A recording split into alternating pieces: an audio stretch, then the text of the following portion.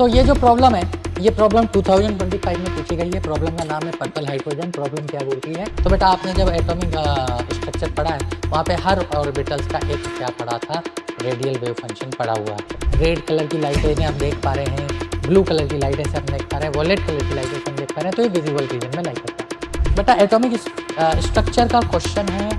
दूसरी बात INCHO का क्वेश्चन है। तो जब ये क्वेश्चन आता है ना, तो क्वेश्चन की लैंग्वेज समझ में नहीं आती, वैसे वो बोल क्या रहा है। हेलो बच्चों, क्या हालचाल, कैसे हैं? तो आज अपनी INCHO की एक और बहुत ही प्यारी प्रॉब्लम है, जो कि रिसेंटली इस साल 2025 में जब पेपर हुआ था तो वहां पर पूछी गई थी। बेटा ये जो प्रॉब्लम है, ये एटॉमिक स्ट्रक्चर से रिलेटेड है ना। और प्रॉब्लम का नाम जो उन्होंने दिया था, वो दिया था पर्पल हाइड्रोजन। तो आज की क्लास में हम यही प्रॉब्लम क्या करेंगे, डिस्कस करेंगे। बेटा इस प्रॉब्लम में इन्होंने एटॉमिक स्ट्रक्चर में स्पेशली बोर मॉडल और श्रोडिंगर इक्वेशंस का क्या किया हुआ है, अच्छे से यूज किया हुआ है। ठीक है, क्लियर? तो ये जो प्रॉब्लम है, ये प्रॉब्लम 2025 में पूछी गई है। प्रॉब्लम का नाम है पर्पल हाइड्रोजन। प्रॉब्लम क्या बोल रही है कि जब हाई वोल्टेज हम अप्लाई करते हैं किस पे, हाइड्रोजन सैंपल पे, तो उससे क्या हो रहा है कि इलेक्ट्रिक डिस्चार्ज रिड्यूस हो रहा है। इलेक्ट्रिक डिस्चार्ज से क्या हो रहा है, एक पर्पल ग्लो आ रहा है। इस पर्पल ग्लो से क्या हो रहा है कि जो हाइड्रोजन है वो कुछ ना कुछ एनर्जी को एब्जॉर्ब करेंगे। एनर्जी को एब्जॉर्ब करके हायर एनर्जी जोन में जाएंगे, वहां पे अनस्टेबल होंगे, वापस लोअर एनर्जी जोन में आएंगे और कुछ एमिशन करेंगे, ऐसा वो बोलना चाह रहा है।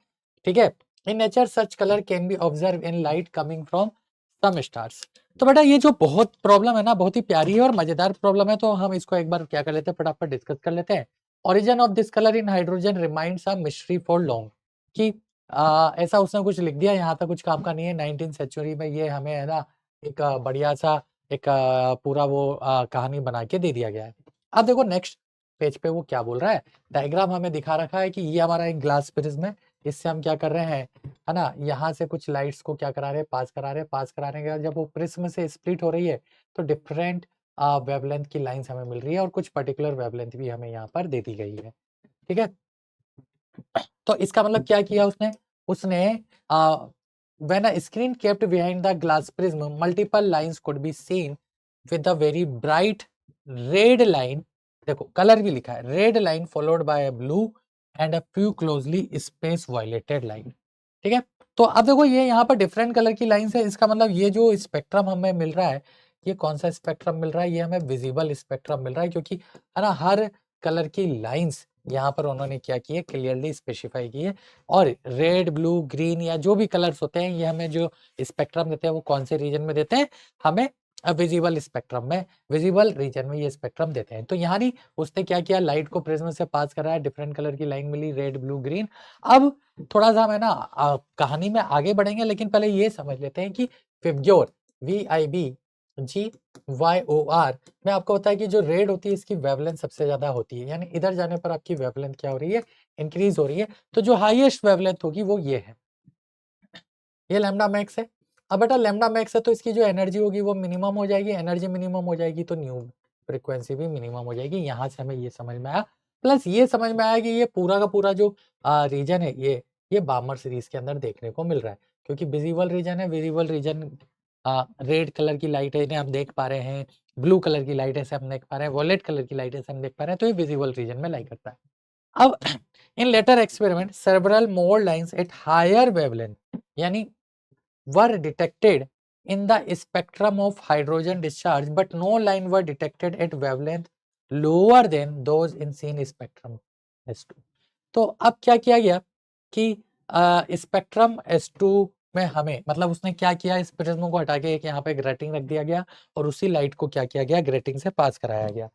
ठीक, तो यहाँ पर क्या हो रहा है, हमें डिफरेंट कलर की लाइन से देखने को मिल रही है। अब देखो यहाँ पर ध्यान से अगर हम देखें तो ये तो विजिबल रीजन में आ रहा है, यहाँ पर भी हमें डिफरेंट कलर की लाइंस मिल रही है और इधर जाने पर वेवलेंथ क्या हो रही है, डिक्रीज हो रही है।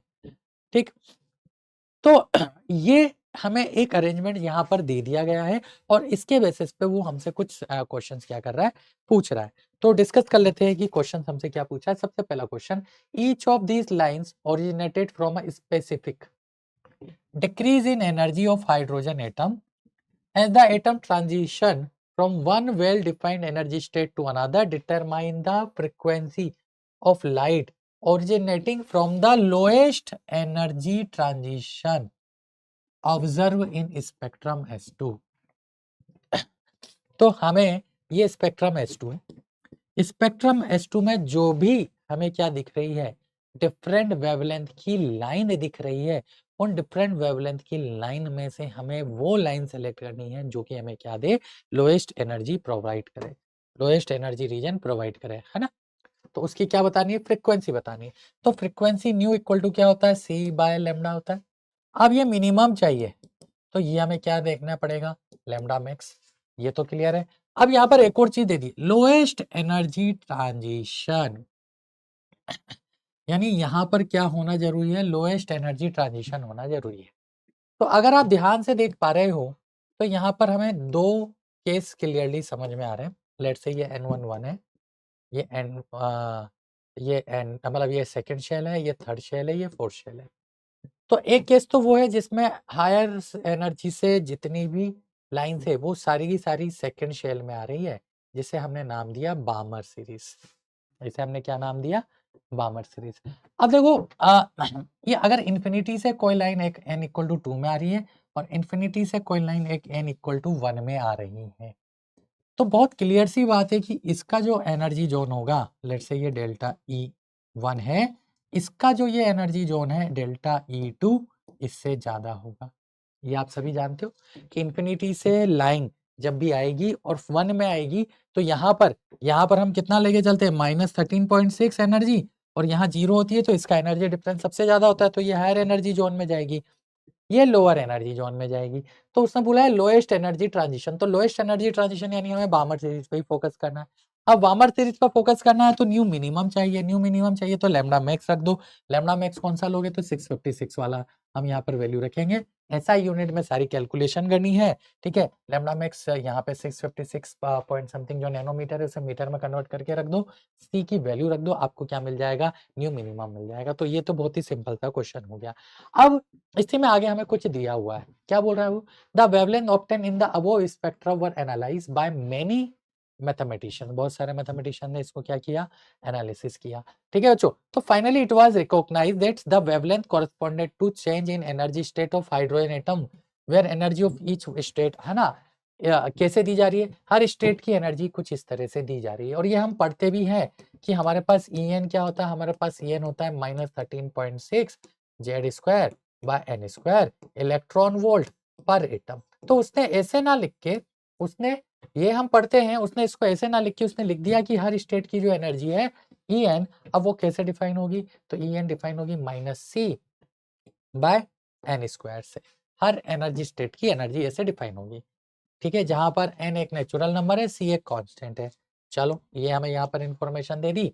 अब क्वेश्चन 2 पूछ रहा है, तो क्वेश्चन 2 क्या पूछ रहा है, इसमें देखो दो पार्ट लग रहे हैं, तीन पार्ट लग रहे हैं, मतलब यहाँ फर्स्ट पार्ट दिया हुआ है कि using the wavelength data in S1 and S2 determine the value of c in joules and in centimetre inverse. आपको क्या करना है, c की वैल्यू निकालनी है, किसके अंदर, जूल्स के अंदर और इन सेंटीमीटर इनवर्स के अंदर। Give detail steps follow to obtain the answer. अब कैसे निकालोगे, तो किसी भी आप ट्रांजिशन को समझ लो पहले, कैसे समझोगे ट्रांजिशन को, जैसे कि फर्स्ट ट्रांजिशन कहाँ है, ये रहा, ये है ना। तो हम बामर सीरीज के ट्रांजिशन को समझते हैं, हमें 3 कलर दिए हुए हैं, तो बामर सीरीज हम यहीं पे लिखते हैं, इधर समझ लेते हैं। बामर सीरीज में होता क्या है, n1 की वैल्यू फिक्स होती है 2, n2 क्या हो सकता है, n2 हो सकता है 3 4 5 अप टू इंफिनिटी, कोई भी वैल्यू हो सकती है। तो ये रहा हमारे पास बामर सीरीज, हम बना लेते हैं।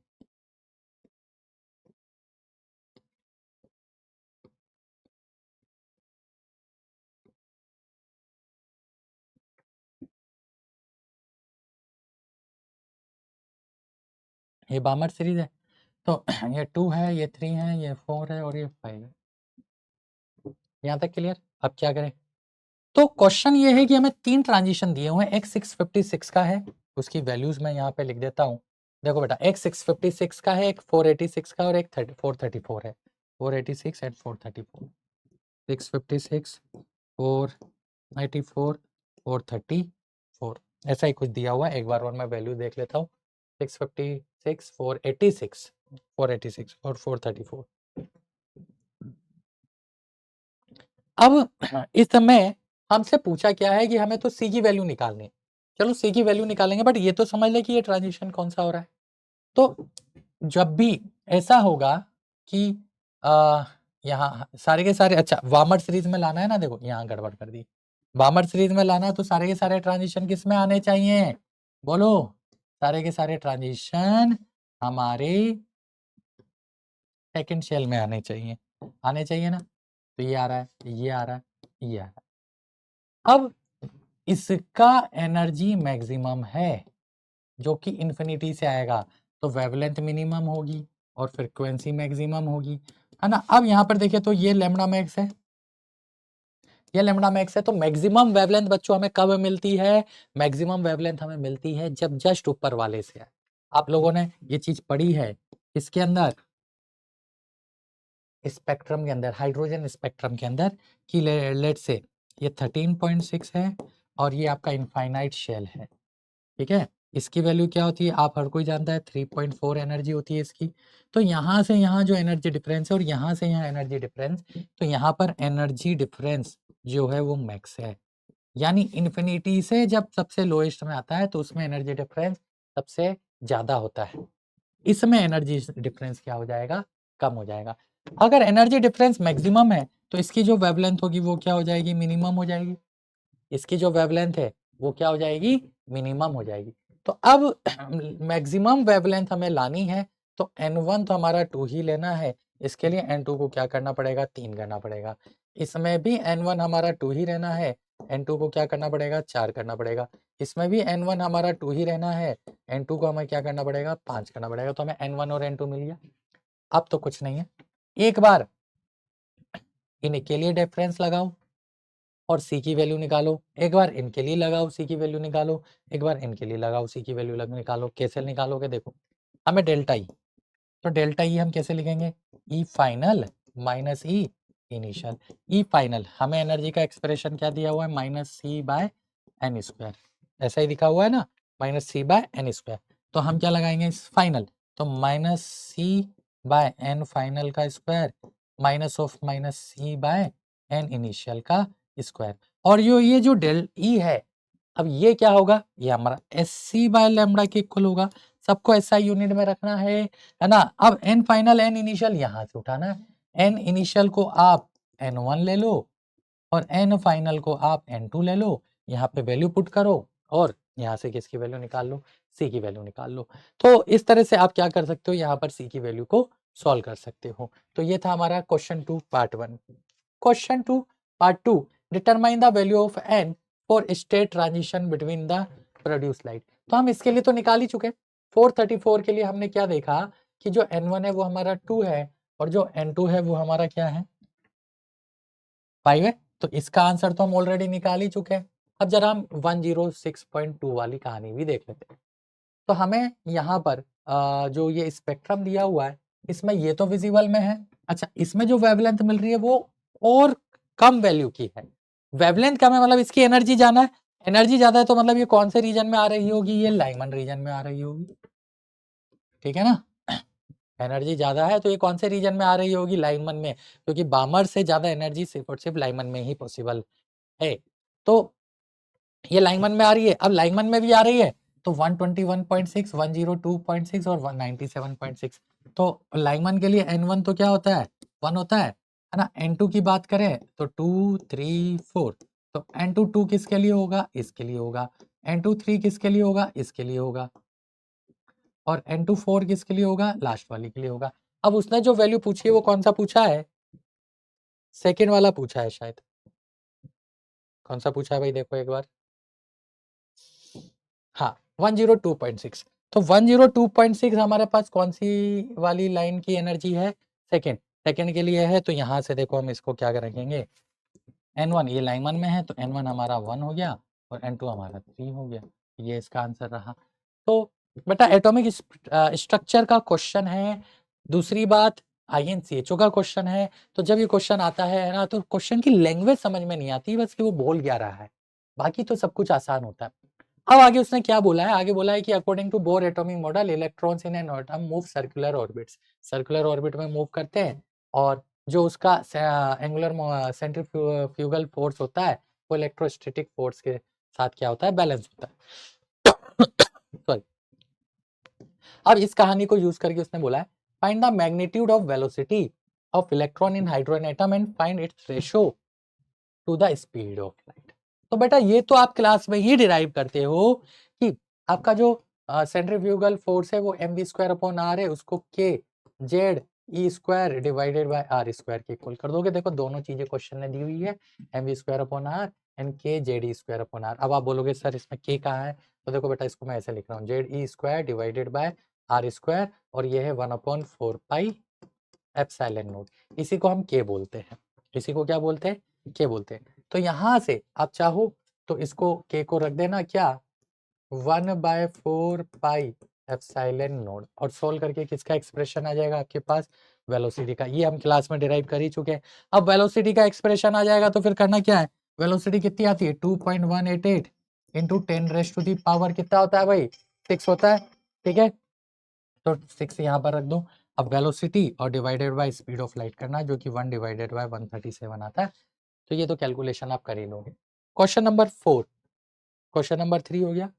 क्वेश्चन नंबर 4, अब वो क्या बोलता है आगे कि imagine that we can capture snapshot of the electron orbiting in the circular. Bohr के अकॉर्डिंग इलेक्ट्रॉन सर्कुलर पाथ में रिवॉल्व कर रहा है। उसने क्या कर दिया, हर जगह पर कैमरे लगा दिए, और जैसे इलेक्ट्रॉन वहां आता है उसकी मतलब उसने कैमरे को से उसकी फोटो खींचनी चाहिए। तो कभी उसको यहाँ पर, या एक एटम है ना, एक एटम में इलेक्ट्रॉन रिवॉल्व कर रहा है और एक कैमरा बहुत दूर लगाया हुआ है, उससे वो हर पॉइंट पे क्या कर रहा है, उसकी फोटो खींच रहा है। तो कभी इलेक्ट्रॉन उसे यहाँ पे मिलता है, कभी उसे इलेक्ट्रॉन यहाँ मिलता है, कभी उसे इलेक्ट्रॉन यहाँ मिलता है, कभी उसे इलेक्ट्रॉन यहाँ मिलता है। तो उसने जगह जगह पर जब इलेक्ट्रॉन रिवॉल्व कर रहा था स्नैपशॉट ले लिए और उनको इस तरह से हमारे सामने दिखा दिया। ठीक है, तो देखो हमें कुछ इस तरह का अरेंजमेंट दिखाई देगा। Alternatively, several snapshot can be collectively represented in a single figure। इस तरह से उन सबको उसने क्या कर दिया, फिर कंबाइन कर दिया। जगह जगह पर उसने क्या किए, स्नैपशॉट लिए और उन्हें क्या कर दिया, कंबाइन कर दिया। This figure show that the probability of finding the electron on the orbit at radius r equal to a nought is 100%। इसके अकॉर्डिंग अगर हम बात करें तो r से एनोड डिस्टेंस में हम कहीं भी चल जाए हमें इलेक्ट्रॉन मिल रहा है। ठीक, on the contrary, different experiment collectively exhibit the following superimposed snapshots। ठीक है, अब उसने जब डिफरेंट स्नैपशॉट्स और लिए तो हाँ जहां जहां भी उसे इलेक्ट्रॉन दिखा उसने उसको क्या किया, डॉट से रिप्रेजेंट कर दिया। तो जब आप श्रोडिंगर पढ़ते हो तो ऐसे ही आप क्या करते हो, इलेक्ट्रॉन क्लाउड मॉडल्स में, इलेक्ट्रॉन क्लाउड मॉडल में आप क्या करते हैं, स्मॉल वॉल्यूम पे इलेक्ट्रॉन डेंसिटी को मेजर करते हो, तो ये कर दिया। तो इस तरह से देखा जाए तो हमें हर जगह पर इलेक्ट्रॉन देखने को मिल रहा है। ठीक, ये अरेंजमेंट उसने दे दिया। आगे क्या बोल रहा है वो देखो, quantum mechanical model provide a possible explanation for the above experiment. अब उसने क्या किया कि इस ये जो स्नैपशॉट लिए ना, देखो ऑन द, इसको थोड़ा और पढ़ लेते हैं। On the contrary different experiments collectively exhibit the following super impose snapshots. यानी अब उसने एक एक्सपेरिमेंट किया और ऐसे जब बहुत सारे एक्सपेरिमेंट के स्नैपशॉट्स उसके पास हो गए, उसने उनको कलेक्टिवली अलाइन किया, एक साथ मिलाया, तो उसको कुछ इस तरह का डायग्राम देखने को मिला। यानी जगह जगह पर उसको हर जगह पर ऐसे डॉट दिखाई दिए, है ना, जहां जहां भी उसने स्नैपशॉट लिए सबको मिक्स कर दिया अलग अलग एक्सपेरिमेंट के। ठीक, here the nucleus is located at the origin. उसने बोल दिया कि न्यूक्लियस कहाँ पर है, ओरिजिन पे, यहाँ कहीं पर है located. And position of electron shown by dots, ये जो डॉट्स है पोजीशन ऑफ इलेक्ट्रॉन बता रहे हैं। Can be anywhere around the nucleus, can be anywhere around the nucleus. However, there are regions where the electron is found more frequently than the other region। तो यहाँ पे देखो, यहाँ पे इलेक्ट्रॉन मिल रहा है लेकिन इतनी डिस्टेंस तक नहीं मिला, है ना, तो यहाँ पर फिर इलेक्ट्रॉन के पाए जाने की फ्रीक्वेंसी कम है। लेकिन यहाँ देखोगे तो देखो इसमें से रीजन में हमें इलेक्ट्रॉन मिलने की प्रोबेबिलिटी बहुत ज्यादा हो रही है ना। तो यहाँ पर हमें मोर फ्रिक्वेंटली इलेक्ट्रॉन मिल रहा है, तो हम क्या बोलेंगे, इलेक्ट्रॉन डेंसिटी यहाँ ज्यादा है, इलेक्ट्रॉन डेंसिटी यहाँ पर कम है। और इसी के बेसिस पे हम एस ऑर्बिटल की क्या करते हैं, बाउंड्री डिफाइन करते हैं। बाउंड्री कैसे डिफाइन करते हैं कि वो एरिया एनक्लोज करते हैं जिसमें इलेक्ट्रॉन के पाए जाने की प्रोबेबिलिटी 90% या उसके आसपास होती है। ठीक, quantum mechanical model provides a possible explanation for the above experimental realization using a mathematical function called the probability density। ठीक है, the probability density of electron in hydrogen atom, तो probability density को हम साई स्क्वायर से represent करते हैं, सीधी सी बात है ना। the probability density of electron in hydrogen atom like atoms ions in lowest energy state can be express this, तो उसने जो साई स्क्वायर है उसको क्या कर दिया, इस तरह से रिप्रेजेंट करके दे दिया, एक फंक्शन दे दिया। तो बेटा आपने जब एटॉमिक स्ट्रक्चर पढ़ा है वहाँ पे हर ऑर्बिटल्स का एक क्या पढ़ा था, रेडियल वेव फंक्शन पड़ा हुआ है ना। तो उसी तरह से उसने क्या कर दिया, एक फंक्शन हमें डिफाइन करके दे दिया। The function for hydrogen is plotted in the following figure. हम ग्राफ बनाते हैं तो इसी तरह का कुछ ग्राफ जो आ रहा है वो भी उसने दे दिया, प्रोबेबिलिटी डेंसिटी का ग्राफ बढ़िया दे दिया है उसने, ये सारे के सारी चीजें। Find the most probable value of R, most probable value of R, ये हमें निकालना है। अब ये most probable value of R का मतलब क्या है, पहले ये समझना जरूरी। तो उसने बोला the distance from the origin where the probability density of finding the electron is maximum. यहाँ पर यानी जहां पर साई स्क्वायर के या इलेक्ट्रॉन के पाए जाने की प्रोबेबिलिटी डेंसिटी क्या हो जाए, मैक्सिमम हो जाए। तो आपको पता है कि जहां पर भी प्रोबेबिलिटी डेंसिटी मैक्सिमम होगी, जैसे कि अगर इस ग्राफ को देखें तो यहाँ कहीं पर वो पॉइंट आएगा, तो इस पे आपकी स्लोप क्या हो जाती है, 0 हो जाती है।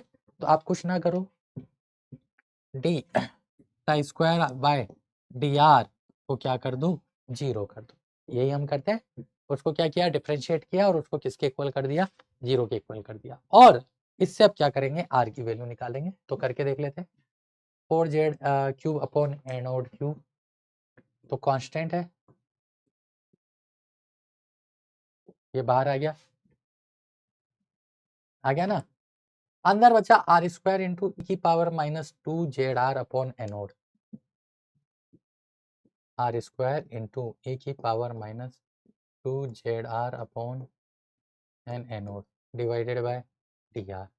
अब ये u इंटू वी से आपको क्या करना है, डिफरेंशिएट करना है और सोल्व करना है। तो इससे आपको r की क्या मिल जाएगी, वैल्यूज मिल जाएगी। तो एक तो क्लियरली दिख रहा है कि r इक्वल टू 0 आएगा, तो न्यूक्लियस है, न्यूक्लियस पे तो ठीक है, इलेक्ट्रॉन क्लाउड पाया ही नहीं जाता है, तो उसको तो क्या ही देखना। और दूसरी वैल्यू जब आप सोल्व करोगे तो कर लेते हैं, पहले इसको एज इट इज रखा, आर स्क्वायर को किया तो 2r ई की power -2 ZR upon n a nought plus r square को एज इट इज रखो, इसको डिफ्रेंशिएट करो तो माइनस का 2z अपॉन एन एनोड आ जाएगा और इक्वल टू 0। सॉल्व करो, r कॉमन ले लो, तो r यहाँ पे क्या बचेगा, 2e की power -2 ZR upon n a nought minus का 2ZR upon n a nought equal to 0। तो एक तो r इक्वल टू 0 ठीक है, वो बात तो समझ में आ गई कि r इक्वल टू 0 पॉसिबल है, लेकिन वहाँ न्यूक्लियस है, तो न्यूक्लियस पे तो हमें भी पता है वैसे ही इलेक्ट्रॉन पाया नहीं जाता। और दूसरा, इसको जब हम सोल्व करेंगे तो r इक्वल टू क्या आ जाएगा, एनोड बाय जेड आ जाएगा। तो ये दो वैल्यू हैं जो कि हमें यहाँ से मिली, तो ये तो लेने की जरूरत नहीं है क्योंकि ये तो न्यूक्लियस है, तो न्यूक्लियस पे तो वैसे भी इलेक्ट्रॉन क्लाउड क्या होता है, 0 ही होता है। तो हमें r की मोस्ट प्रोबेबल वैल्यू बतानी है, तो हम इसको क्या करेंगे, इसको हम हमारा आंसर करेंगे। ठीक है, r equal to a nought by Z, यानी यहाँ से हम क्या बोल सकते हैं, r इक्वल टू एनोड, क्योंकि हाइड्रोजन एटम की बात हो रही है। तो इतनी डिस्टेंस पे हमें क्या मिलेगा, मोस्ट प्रोबेबल वैल्यू r की मिलेगी। मोस्ट प्रोबेबल वैल्यू का मतलब जहां पर इलेक्ट्रॉन क्लाउड क्या हो जाए, साई स्क्वायर क्या हो जाए, मैक्सिमम हो जाए, ऐसा। ठीक है, तो ये वाले पॉइंट की बात कर रहा है, यहाँ r इक्वल टू एनोड है।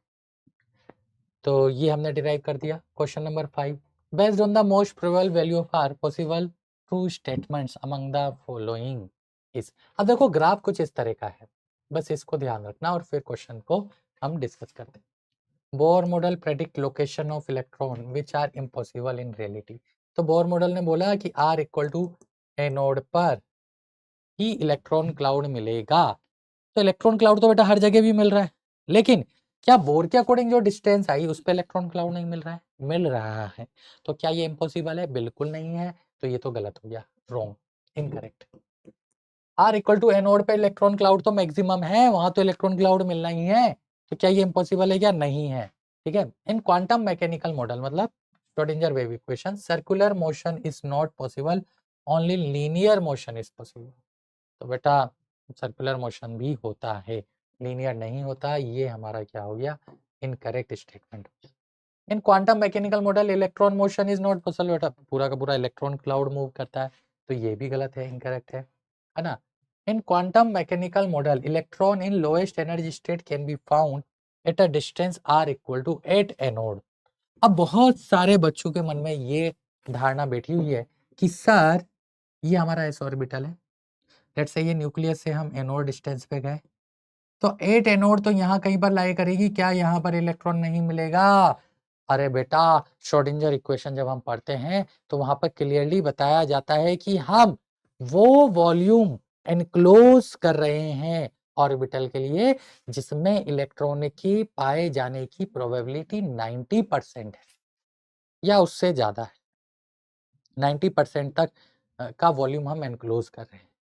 तो क्या ऑर्बिटल के बाद इलेक्ट्रॉन नहीं, क्लाउड नहीं पाया जाएगा? अरे पाया जाएगा, बट उसके पाए जाने की प्रोबेबिलिटी बहुत कम हो जाएगी। तो अगर आपसे बोल रहा है कि आर इक्वल टू एनोड पे इलेक्ट्रॉन क्लाउड मिलेगा, बिल्कुल मिलेगा। आर इक्वल टू 2 एनोड पे मिलेगा, अरे मिलेगा बट उसकी प्रोबेबिलिटी कम है। आर इक्वल टू 8 एनोड पे मिलेगा, बिल्कुल मिलेगा, प्रोबेबिलिटी कम है बट पाया तो जाएगा। अब ये बोल रहा है इन quantum mechanical model electron in lowest energy state can be found, can be found लिखा है, यस बिल्कुल पाया जाएगा।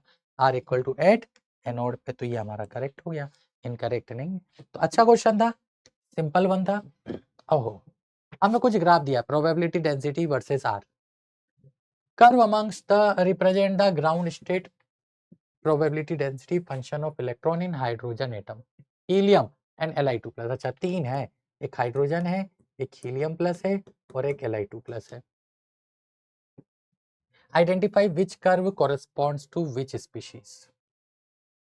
अब ये कैसे आइडेंटिफाई कि कौन सा ग्राफ कौन सी स्पीशीज को रिप्रेजेंट कर? तो इसका तो एक ही तरीका है, आप क्या करो, ये जो मैक्सिमा है ना, ये देख लो बस। अब इसको कैसे देखें? तो आपका जो साई स्क्वायर था ना, जो कि या जिसको उन्होंने एफ आर लिखा हुआ था, is equal to Z cube by a nought का क्यूब है ना। एनोड तो बोर मॉडल है, बोर रेडियस है, जरा देखें ध्यान से, कहाँ है ये रहा, 4 Z cube upon anode cube. तो यहाँ से क्या समझ में आ रहा है, जिसका जेड ज्यादा होगा, एनोड तो कांस्टेंट, तो जिसका जेड ज्यादा होगा उसका साई स्क्वायर भी क्या होगा? ज्यादा होगा। उल्टा साई स्क्वायर किसका ज्यादा होगा? जिसका जेड ज्यादा है। ठीक है, आप चाहो तो यहाँ से सीधा ही क्या कर सकते हो, आंसर कर सकते हो क्या, कि ये सबसे ज्यादा जेड यानी ये Li2+ होगा, ये He+ होगा और ये हाइड्रोजन हो जाएगा। सीधा सीधा सीधा क्वेश्चन था, क्वेश्चन नंबर 6 हो गया। Question number 7, assume that a specially designed hydrogen discharge lamp।